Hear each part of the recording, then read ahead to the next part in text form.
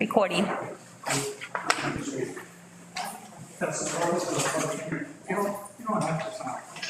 It'll be for the next part when we vote. We'll be allowed to speak. Okay.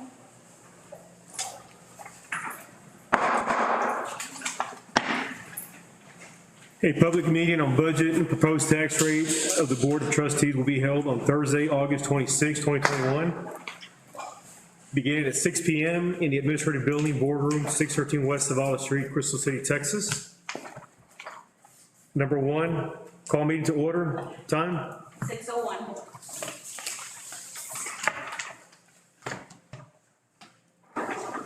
Roll call and establishment of a quorum. Ms. Carlos? Mr. Eric Garcia. Here. Mr. Reyes Espinosa. Here. Mr. Cruz Mata, absent. Mr. Victor Bonilla III. Mr. Victor Bonilla III. Here. Mr. Bonilla? Present. Mrs. Nora Flores Guerrero, absent. Mrs. Melissa Marquez Guerrero. Here. Mrs. Peggy Young, absent. All right, for the record, we do have a quorum. We have 4.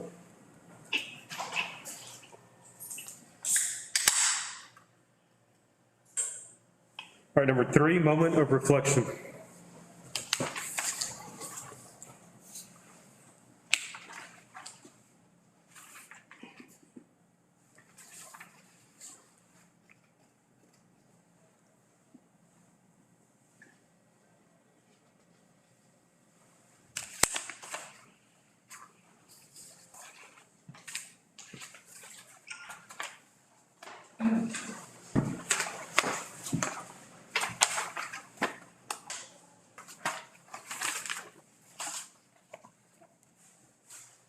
All right, number 4, public hearing to discuss budget and proposed tax rate. Mr. Ramirez? Yes, sir, Mr. President, members of the board.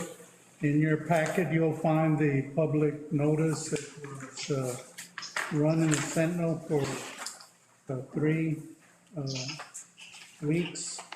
It lists the truth and taxation calculation for the maintenance and operation and the INS, the debt service rates to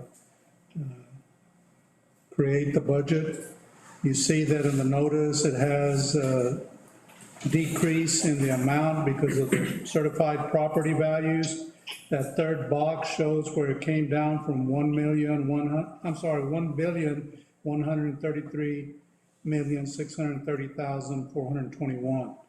The current upcoming tax year, the values fell to $899,611,750. The bond indebtedness of $41 million, that's outstanding principal for the school district.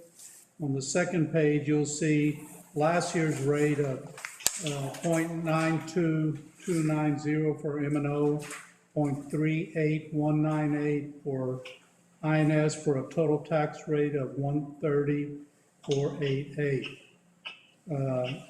The rate to maintain, because of the truth in taxation, is suggesting to set an INS rate of 41 cents.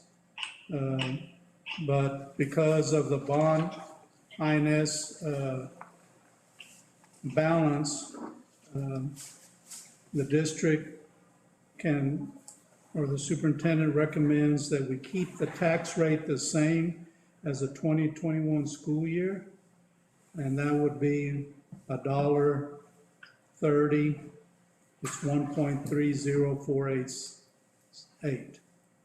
I have to adjust my bifocus a little bit. A comparison of the levies there, if you went with a higher rate, but like I said, the district has a good balance and interest sinking to at the very bottom. You see, we still have $2,123,810 in INS. And the regular fund balance, you have $10,053,614. So with that in mind, I'll ask you to turn the page to the 3 funds that the board is charged to approve. every fiscal year by August the 31st. The general operating fund, which is 199, has local revenue from M&O taxes of $8,297,029. State revenue of $9,949,606 for a total revenue for the general fund of $18,246,635. Below that, you'll see all the functions and the distribution of the appropriations. That would be expenditures. It's projected to have $10,471,300 for instruction. Function 12 for the libraries, $407,447. For curriculum instruction, $127,342. Instructional leadership, like the instructional coaches and some other positions, $248,944. Then you have function 23, school leadership, which is the principals, the administrators, $1,179,421. Guidance and counseling for counselors, $120,230. Function 32, $91,515. Health service, $282,970. Student transportation, $526,340. Then you have extracurricular activities, $837,365. General administration, $825,267. Function 51, which is plant facilities and maintenance, $2,146,905. Security, $316,000. Data processing, $224,000. Community services, $15,000. $50,000 for payments to fiscal agent member district, that's shared service arrangement. And the total is $18,246,635. The middle column is your food service, your child nutrition. You have through TDA in a reimbursement process of revenue based on student usage of $1,215,383. Also, child nutrition expenditures of $1,474,677. The expenses are above the revenues to a tune of $259,294. And then the third fund that the board is charged to approve annually is the debt service, $3,436,336 at the 38-cent rate, the same rate as 2021. And you'll have expenditures a little bit more than that, and it will be supplemented from the fund balance of the INS that you saw in the public notice in the newspaper. You put all the three funds together, it's $23,157,648, and we still have that deficit of more expenditures because of food service.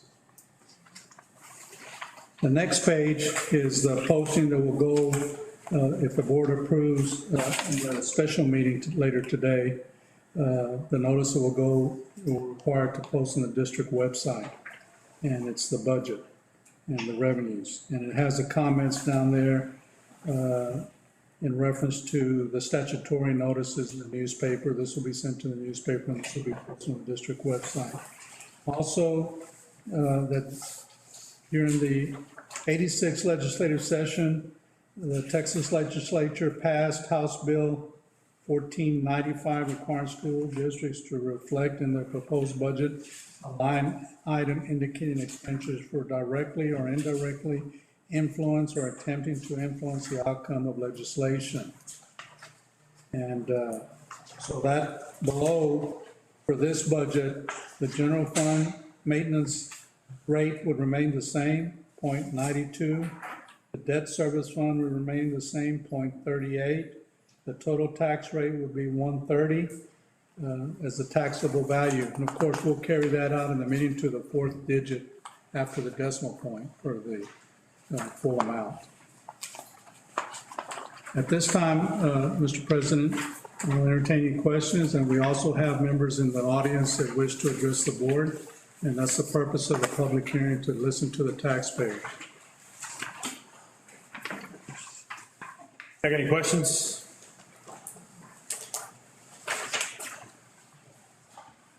Well, I have been reading the paper. My name is Susie Perez, and I have seen the proposed tax rate increase. And that's why I was here, because we are a small community, and we are already paying very high taxes for this little town. So I feel that the taxpayers are burdened at the end of December when, you need to pay your taxes and everything. And with this pandemic going on, it's hard because some of this taxpayers don't even have a job, they're falling behind in their payments and personal other stuff that they have. So that's why I wanted to address the board, that I don't agree with any tax increases, but, of course, you are the ones that are gonna be deciding this. And that is all I have to say. Appreciate that. Thank you, Mrs. Perez. Mr. Ramiro, based on your presentation, there's no tax increase There is no tax increase. for this coming school year. Correct, Mr. Espinosa? Anybody else have questions? I don't have any questions. Not right now. What's up? Mr. Bonilla, you got any questions, sir? No, sir, thank you. Okay. Ms. Carlos?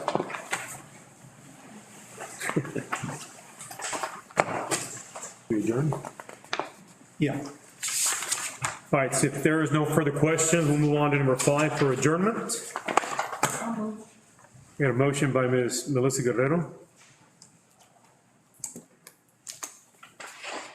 Any second? I'll second. I got a second by Mr. Espinosa. Any comments or questions? All in favor, please raise your hand.